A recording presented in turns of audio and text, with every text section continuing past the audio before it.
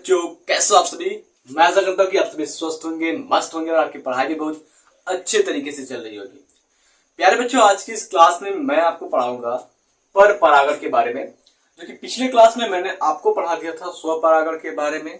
स्व परागण क्या होता है, उससे क्या लाभ है, क्या हानि है, वो चीजें मैंने बता दिया था। आज की इस क्लास में मैं आपको बताऊंगा क्रॉस पॉलिनेशन यानी कि एलोगैमी के बारे में बताऊंगा कि एलोगैमी क्या होता है, कितने टाइप्स का होता है, इन सभी के बारे में आज हम डिस्कस करने वाले हैं। देखिए, पर परागण की बात करते हैं तो पर परागण में क्या होता है। जैसे कि हमारे पास ये एक पुष्प है, कोई ये क्या है, एक पुष्प है। आप इसे देख लीजिए ध्यान से। अब अगर हम बात करें क्या हो गया, ये हमारा एक पुष्प हो गया और इसके बगल में क्या होगा, इसकी ही जाति का एकदम सेम जाति का क्या होगा, एक दूसरा भी पुष्प है। ठीक, इसी जाति का क्या है, एक और पुष्प है। यहां पर देखिए,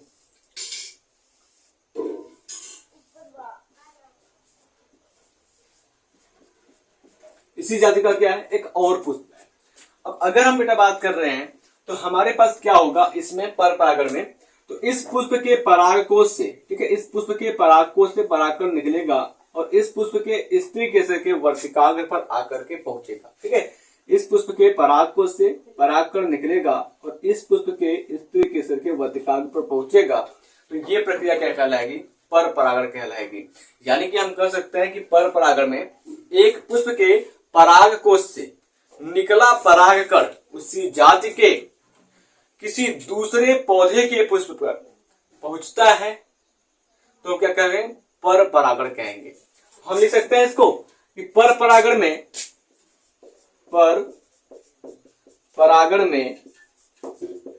किसी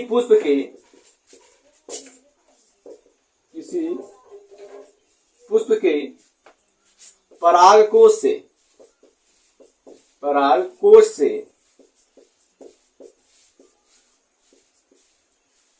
निकला परागकण उसी जाति के किसी दूसरे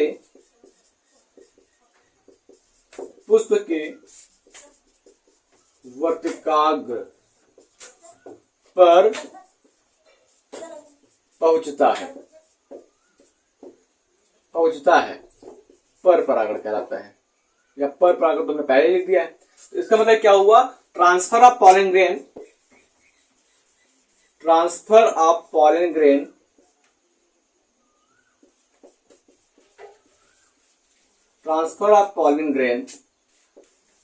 from anther to stigma of another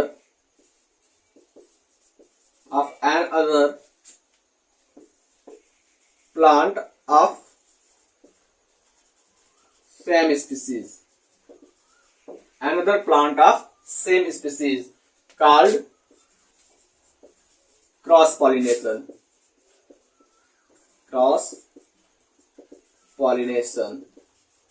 बस समझना बेटा, यहां पर क्या हो रहा है, परागकण का ट्रांसफर हो रहा है, पॉलन ग्रेन का ट्रांसफर हो रहा है एक एंथर से दूसरे स्टिग्मा के पास दूसरे पौधे में। ठीक है, ये आपका क्रॉस पॉलिनेशन कहलाता है। अब अगर हम बेटा बात करते हैं यहाँ पर क्रॉस पॉलिनेशन से रिलेटेड कुछ टर्मिनोलॉजी की बात करते हैं, तो टर्मिनोलॉजी में अगर हम बात करते हैं, देखो टर्मिनोलॉजी में अगर हम बात करते हैं तो यहाँ पर आता है कि जिएंटोगैमी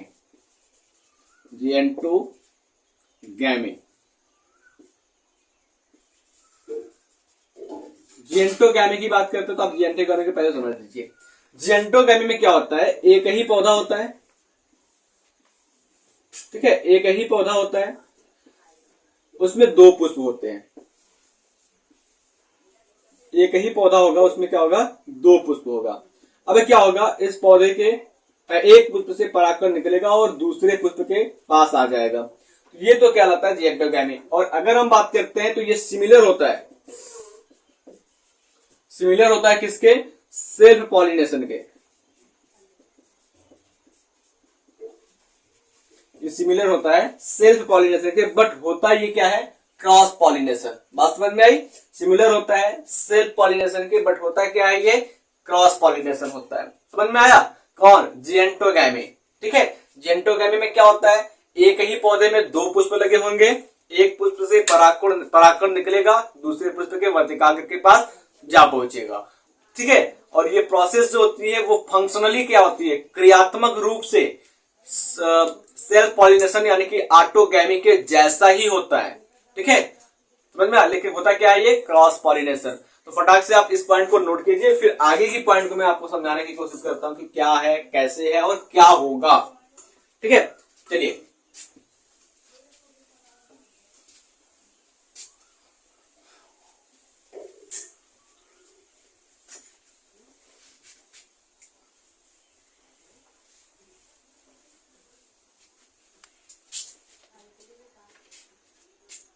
चलो, अब अगर हम बात करते हैं तो पर परागण की क्रिया में क्या होता है, तो पर परागण की क्रिया का जो मुख्य लक्षण होता है, इससे जो बीज उत्पन्न होता है ना, तो बीज उत्पन्न के लिए क्या होते हैं?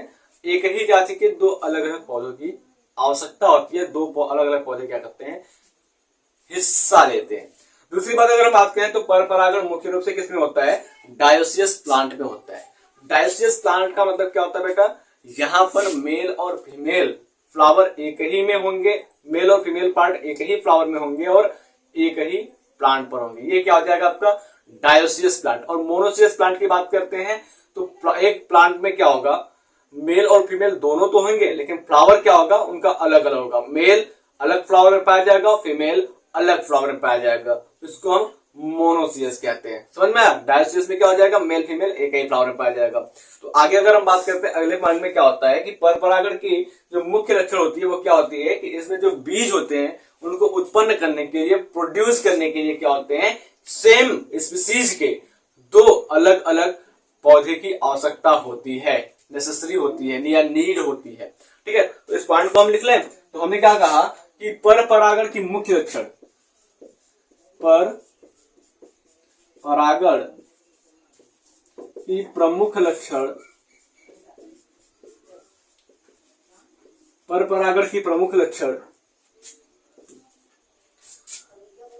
यह है कि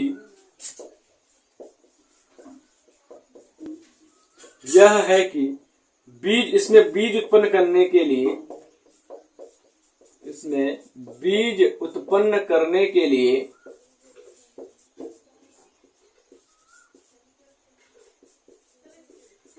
बीज उत्पन्न करने के लिए एक ही जाति के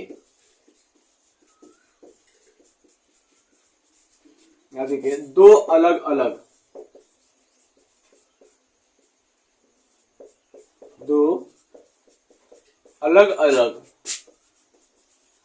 पादप की आवश्यकता होती है।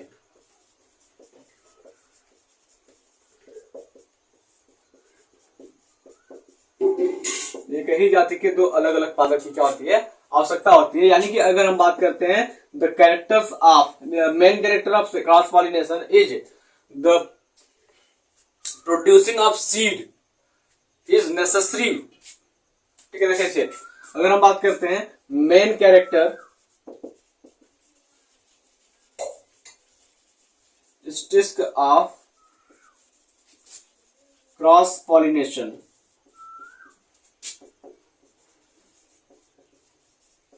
is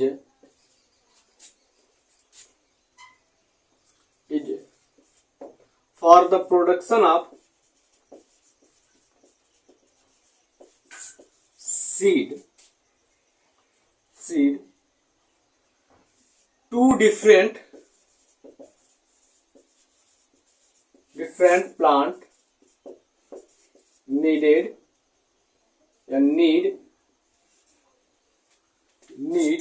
of same species।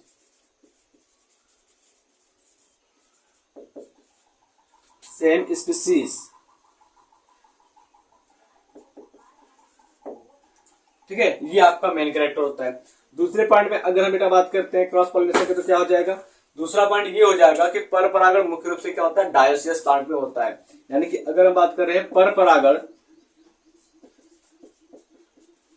पर परागण मुख्य रूप से द्विलिंगी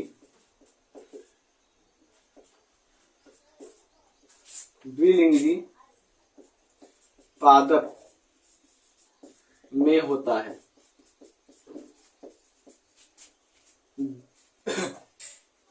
mostly cross pollination occur in dioecious plant।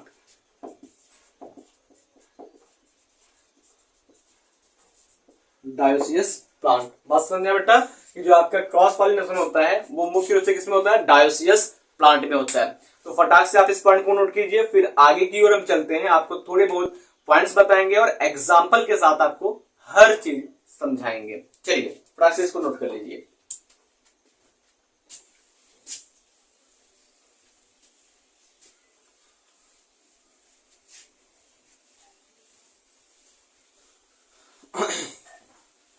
देखिए, अब अगर हम बात करते हैं कि पर परागण जो होते हैं वो कितने टाइप्स के होते हैं, ये चीजें मैंने आपको पिछले क्लास में बताई थी, बट यहां पर फिर से आप एक बार देख लीजिए कि पर परागण जो होता है, यानी कि बात करते हैं हम जो क्रॉस पॉलिनेशन होता है वो क्या होता है? सबसे पहले नंबर को हमने बताया था आपको वायु परागण। वायु परागण बताया था बेटा। तो वायु परागण की बात करते हैं तो इसको हम एयर पॉलिनेशन या एनिमोफिली के नाम से जानते हैं। ठीक है, वायु परागण क्या कहते हैं हम? एयर पॉलिनेशन और इसको हम एनिमोफिली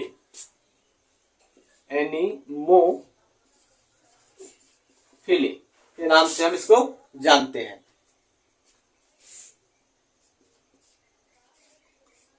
उसके बाद अगर बात करते हैं बेटा, दूसरे नंबर पर हमने आपको बताया था क्या? जंतु परागण। जंतु परागण जिसको हम कहते हैं एनिमल पॉलिनेशन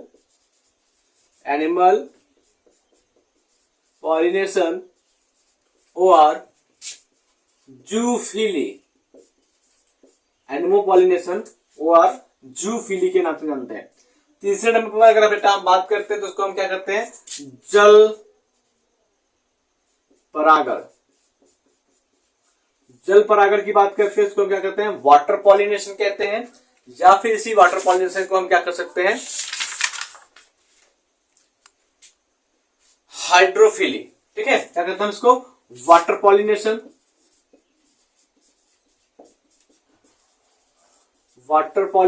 और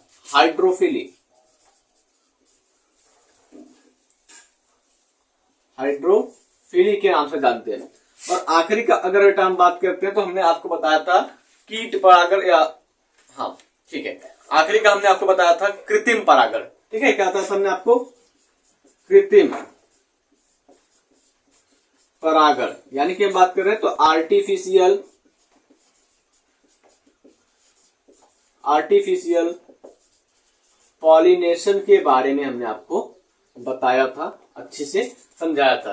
तो आपको हमने क्या क्या बताया था वो आपने देख लिया। पिछली क्लास में मैंने जो बताया था वही चीजें मैंने यहाँ पर आपको फिर से लिख करके समझा रहा हूं कि जो क्रॉस पॉलिनेशन होता है जिसको हम एलोगैमी के नाम से जानते हैं। देखो, सेल्फ पॉलिनेशन को हम ऑटोगैमी करते हैं, क्रॉस पॉलिनेशन को हम एलोगैमी कहते हैं। ठीक है, एक हमने बताया आपको जिएंटोगैमी। तो जिएंटोगैमी में क्या होता है कि एक ही प्लांट के बीच में क्या होता है? पॉलिनेशन होता है। एक ही प्लांट में क्या होते हैं? दो फ्लावर लगे होते हैं, एक फ्लावर के एंथर से पॉलिन ग्रेन आता है उसी फ्लावरिंग प्लांट के दूसरे फ्लावर के स्टिग्मा के पास। ये हो गया। और अगर हम बात करते हैं जो जिएंटोगैमी होता है वो क्रियात्मक रूप से सेल्फ पॉलिनेशन यानी कि ऑटोगैमी स्वपरागण के समान होता है, लेकिन वो होता क्या है? Cross pollination. समझ में आया? तो अब अगर हम बात करते हैं क्रॉस पॉलिनेशन क्या कहते हैं? हम एलोगैमी के नाम से भी जानते हैं, एलोगैमी के नाम से भी जानते हैं। तो फटाक से आप इन पॉइंट को नोट कीजिए। फिर अगर हम बात करेंगे तो सबसे पहले क्या होता है हमारा? वायु परागण क्या होता है, किसमें पाया जाता है, और इसके बाद हम बात करते हैं जंतु परागण की, जल परागण की, और अगले क्लास में हम बात करेंगे कृत्रिम परागण क्या होता है और कैसे होता है इसके बारे में। ठीक है, फटाक से नोट कीजिए इस पॉइंट को। चलिए, अब अगर हम बात करते हैं वायु परागण होता क्या है, एनिमोफिली होता क्या है। देखो, यहां पर एक एजेंट काम करता है पॉलिनेशन के लिए, वो एजेंट होता है आपका एयर। ठीक है, सबसे पहले अगर हम बात करते हैं पॉलिनेशन एजेंट की, पॉलिनेशन एजेंट की बात करते हैं, तो पॉलिनेशन एजेंट दो होते हैं, वो दो प्रकार के होते हैं। पहला क्या होता है, पहला होता है एबायोटिक, एबायोटिक, और दूसरा क्या होता है बायोटिक। तो एबायोटिक में बेटा बात करते हैं तो क्या करते हैं यहाँ पर वाइंड, यानी कि हवा, वाटर, ये दोनों आपके एबायोटिक है। बायोटिक की बात करते हैं तो एनिमल आ जाते हैं। ठीक है, तो यहां पर अगर हम बात करते हैं जो वायु परागण है उसमें एक एजेंट काम कर रहा है, वो वाइंड यानी कि हवा, एयर है। ठीक है, तो अब अगर हम बात करते हैं तो यहां पर तो पुष्पों में वायु परागण द्वारा, पुष्पों में जो वायु परागण होता है कैसे होता है, तो पुष्पों में वायु द्वारा होने वाले परागण को क्या कहते हैं हम, वायु परागण कहते हैं। इस पुष्प को वायु परागित पुष्प कहते हैं। यानी कि अगर हम बात कर रहे हैं कि जब किसी पुष्प के बीच में क्रॉस पॉलिनेशन हो रहा है, वो भी एयर के थ्रू हो रहा है, वाइंड के थ्रू हो रहा है, उसको हम एनिमोफिली के नाम से जानेंगे। और जो फ्लावर है जिसके अंदर ये हो रहा है उसको हम एनिमोफिली फ्लावर के नाम से ही जानेंगे। बात समझ में आया? तो हम कहेंगे कि पुष्पों में वायु द्वारा परागण, पुष्पों में वायु द्वारा परागण, पुष्पों में वायु द्वारा परागण होने वाले, ठीक है, वायु द्वारा परागण को वायु परागण कहते हैं।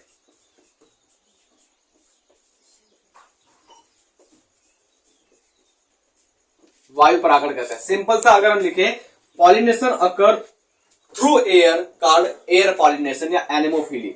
Pollination, pollination occur through air, through air called air pollination, O R anemophily, anemophily.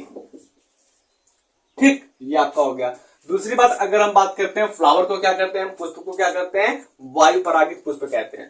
पुष्प को वायु परागित पुष्प कहते हैं, पुष्प को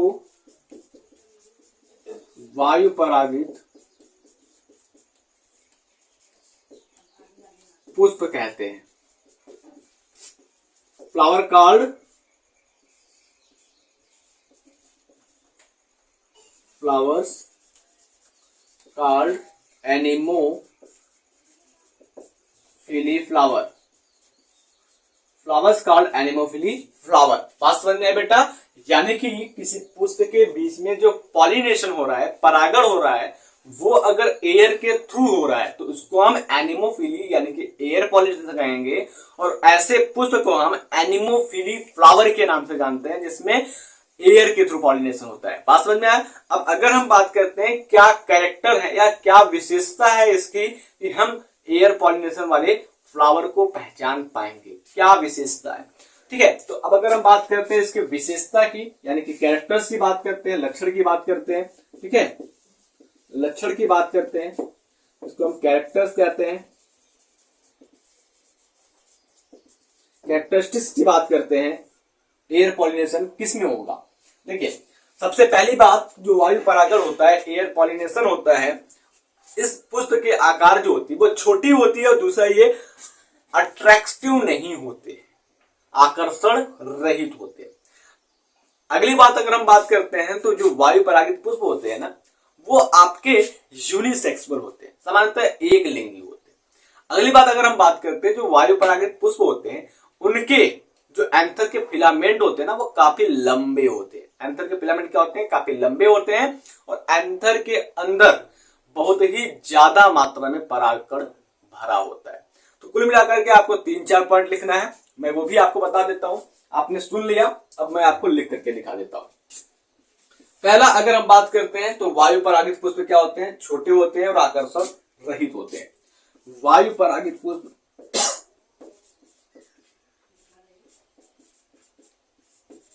वायु परागित पुष्प छोटे होते हैं तथा आकर्षण रहित होते हैं। वायु परागित पुष्प क्या होते हैं, छोटे होते हैं और आकर्षण रहित होते हैं। यानी कि हम बात कर रहे हैं एनिमोफिली फ्लावर, एनिमोफिली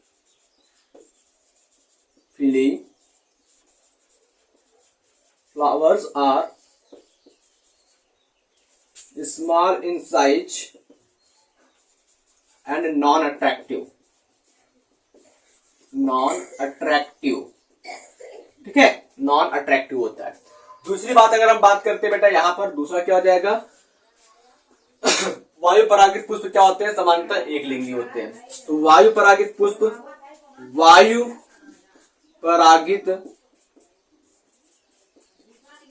सामान्यतः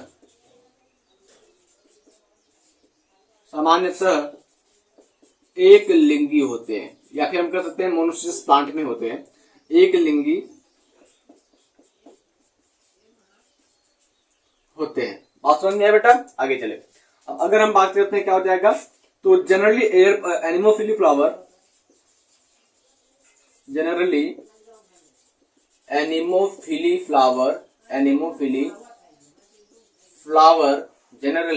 एनिमोफिली फ्लावर आर यूनिसेक्सुअल।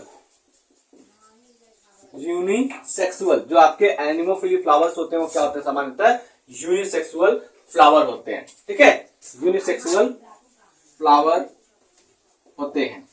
अगले पॉइंट की अगर बेटा बात करते हैं तो अगला पॉइंट क्या हो जाएगा आपका, अगला पॉइंट ये हो जाएगा कि इनके परागकोश में प्रचुर मात्रा में यानी कि रिच अमाउंट होता है एंथर का, ठीक है। तीसरा पॉइंट क्या हो जाएगा, इनके परागकोश में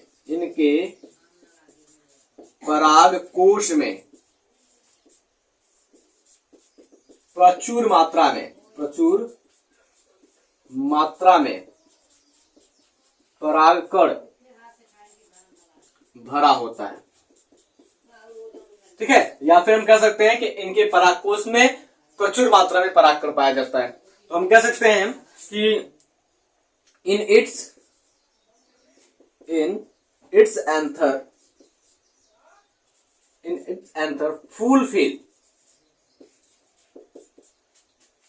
fulfill by pollen grain। अगले पॉइंट की अगर हम बेटा बात करते हैं तो अगला पॉइंट क्या हो जाएगा, लास्ट लक्षण क्या हो जाएगा इसका, कि पुंकेसर के जो पुतंतु होते हैं यानी कि डंठल तंतु जिसको फिलामेंट कहते हैं वो लंबे होते हैं, ठीक है। पुंकेसर यानी कि आपका जो स्टामेन होता है, तो स्टामेन के जो फिलामेंट होते हैं वो काफी लॉन्ग होते हैं और थीन होते हैं, लॉन्ग एंड थीन होते हैं। बात समझ में आई। तो अगर हम बात करते हैं पुंकेसर के डंठल तंतु या फिर जिसको हम क्या कहते हैं पुतंतु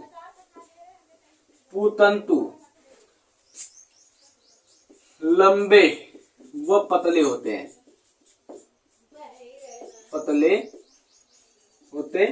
तो हम कह लें यहां पर the filament of stamen is thick and long, ठीक है। द फिलामेंट ऑफ स्टामेन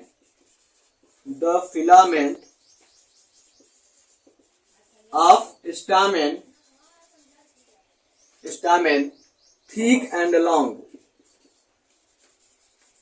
थीन पतला, थीन एंड लॉन्ग।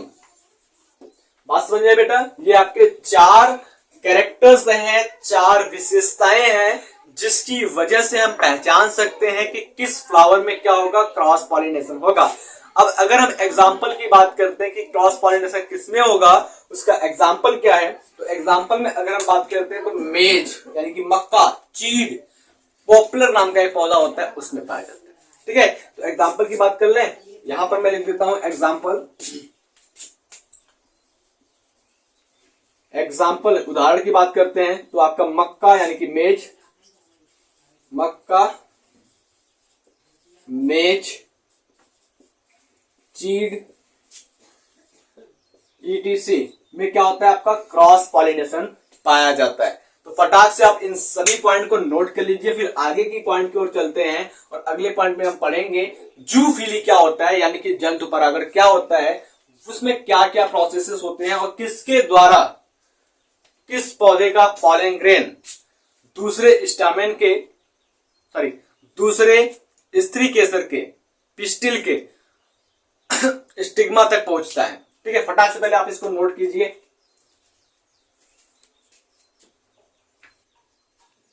चलिए बेटा, अब अगर हम बात करते हैं जंतु द्वारा परागण की बात करते हैं, यानी कि जूफिली की बात करते हैं। जैसे आपने डेफिनेशन क्या लिखा, वायु परागण का एनिमोफिली का लिखा था क्या कि पॉलिनेशन अगर एयर के थ्रू होता है उसको हम एनिमोफिली के नाम से जानते हैं और फ्लावर को एनिमोफिली फ्लावर के नाम से जानते हैं। सेम उसी प्रकार से इसका भी डेफिनेशन होगा कि अगर पॉलिनेशन एनिमल के द्वारा होता है तो इसको हम एनिमोफिली के नाम से जानते हैं, एनिमल के द्वारा होता है तो इसको हम जूफिली के नाम से जानते हैं या एनिमल पॉलिनेशन के नाम से जानते हैं, और ऐसे फ्लावर को हम जूफिली फ्लावर के नाम से जानते हैं। ठीक है, अब अगर हम बात करते हैं तो जंतु परागण होता है वो सामान्य रूप से अगर हम बात करते हैं तो कीट, पक्षी, चमगादड़ तथा घोंघा यानी कि स्नैल के द्वारा होता है। समझ में आया? तो चलिए इसी पॉइंट को हम लिखते हैं और समझते हैं कि कैसे क्या होता है। तो सबसे पहले अगर हम बात करते हैं तो सामान्य रूप से अगर जंतु परागण की बात करें, पुष्प में परागण, पुष्प में परागण यदि जंतु के द्वारा होता है, जंतु के द्वारा होता है तो उसे जंतु परागण कहेंगे।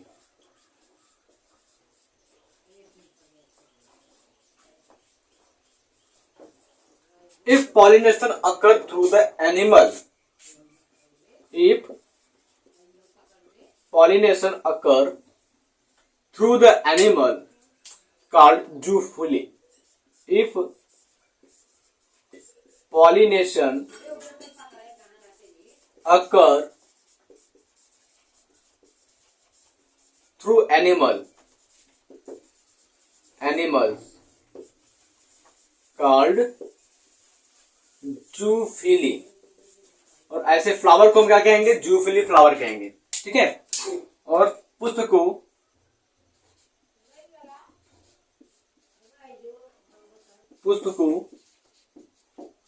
जंतु परागित पुष्प कहते हैं, जंतु परागित पुष्प कहते हैं। ठीक है, flower called zoophily flower, flower called zoophily flower. ठीक है, चलिए अब अगले पॉइंट की हम बेटा बात करते हैं। तो अगला पॉइंट क्या हो जाएगा, जो आपके जंतु परागण जूफिली होते हैं। ठीक है, जूफिली होते हैं वो जनरली आपके इंसेक्ट के द्वारा, बर्ड्स के द्वारा, बैट के द्वारा और स्नैल के द्वारा होता है। तो अगर हम बात करते हैं, इस पॉइंट को लिखेंगे कैसे, तो सामान्यतः पर परागण जो होता है, जंतु परागण जो होता है, सामान्यतः जंतु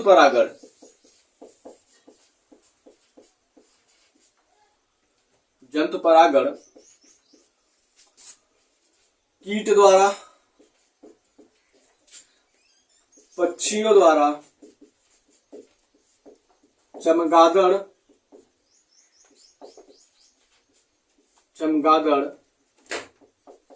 तथा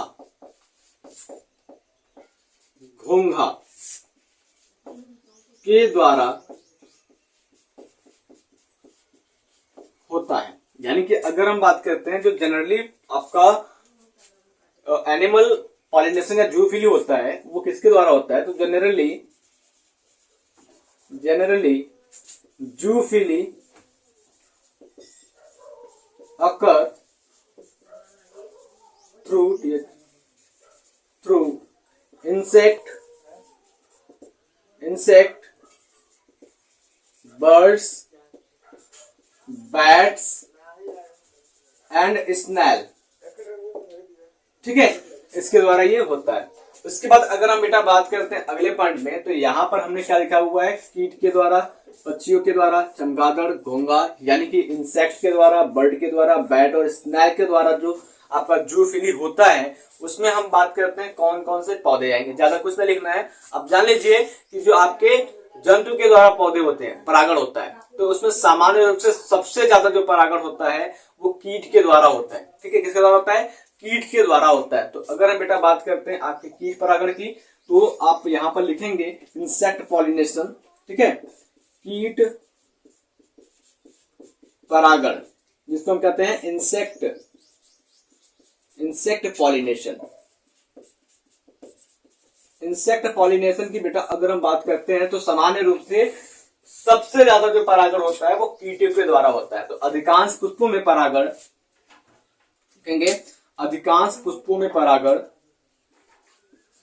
अधिकांश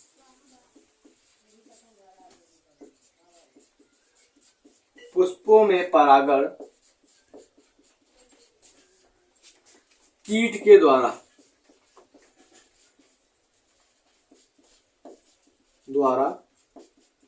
होता है। यानी कि बेटा हम बात करते हैं कि mostly pollination occur in flower through pollination in flower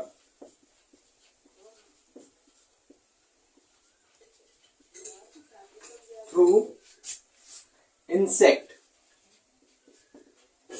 ठीक है, अधिकांश जो होता है पुष्पों में परागण किसके द्वारा होता है, इंसेक्ट के द्वारा ही होता है। चलिए अगले पॉइंट की अगर हम बात करते हैं तो हम कुछ इंसेक्ट का नाम बताते हैं और साथ साथ आपको एग्जांपल भी बताते हैं। जैसे अगर हम बात करते हैं मधुमक्खी की, जिसको हम हनी बी कहते हैं, तो हनी बी के द्वारा जो पॉलिनेशन होता है वो आर्किड और बाउगेनविलिया में सबसे ज्यादा होता है। उसके बाद अगर हम बात करते हैं सुलभ की, सुलभ एक कीट का नाम होता है। ठीक है, और उसमें जो परागण होता है सबसे ज्यादा वो होता है किसके, तंबाकू और धतूरा के द्वारा। ठीक है, सॉरी, तंबाकू और धतूरा का जो पौधा होता है उसमें सुलभ के द्वारा सबसे ज्यादा पॉलिनेशन होता है। फिर उसके बाद अगर हम बात करते हैं बटरफ्लाई यानी कि तितली की बात करते हैं, तो लिली और डायंथस नाम के फ्लावर होते हैं, उसमें सबसे ज्यादा तितली के द्वारा फ्लावर होता है। उसके बाद अगर हम मक्खी की बात करते हैं यानी कि हाउस फ्लाई की बात करते हैं, तो रैफ्लेसिया और एस्टियोला नाम का पौधा है, उसमें सबसे ज्यादा हाउस फ्लाई के द्वारा ही पॉलिनेशन होता है। तो इस पॉइंट को हम लिखेंगे यहाँ पर मधुमक्खी। ठीक है, एग्जाम्पल के रूप में बात करते हैं, एग्जाम्पल में अगर हम बात करते हैं मधुमक्खी यानी कि हनी बी इसकी बात करते हैं, तो हनी बी के द्वारा पॉलिनेशन किसमें होता है, तो आर्किड में होता है, आर्किड एंड बाउगेनविलिया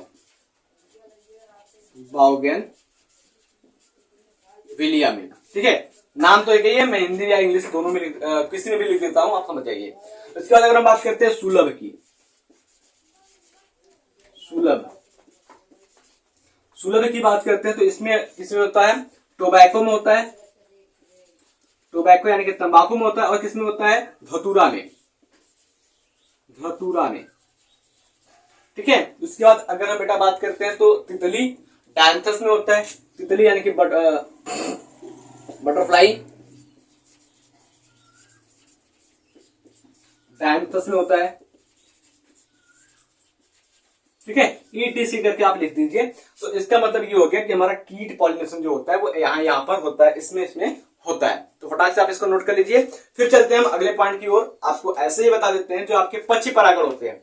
पक्षी परागण की बात करते हैं, अगर परागण की क्रिया पक्षियों के द्वारा होती है तो उसको हम पक्षी परागण यानी कि हम कहते हैं बर्ड पॉलिनेशन। अब अगर हम बात करते हैं जल परागण की बेटा, तो जल परागण सामान्य रूप से दो प्रकार के होते हैं। जल परागण क्या होते हैं, सामान्यतः दो प्रकार के होते हैं, एक हाइपोगैमस होता है और एक हाइड्रोगैमस होता है। ठीक है, सॉरी, एक हाइपोहाइड्रोगैमस होता है और एक एपोहाइड्रोगैमस होता है। तो हाइपोहाइड्रोगैमस की अगर हम बात करते हैं तो जल के अंदर होने वाले परागण को हम हाइपोहाइड्रोगैमस कहते हैं, जल के ऊपरी सतह पर होने वाले परागण को हम एपो हाइड्रोगैम्स कहते हैं। ऐसे समझिए, आप फटाक से पहले इसको नोट कीजिए, फिर मैं आपको समझाता हूं।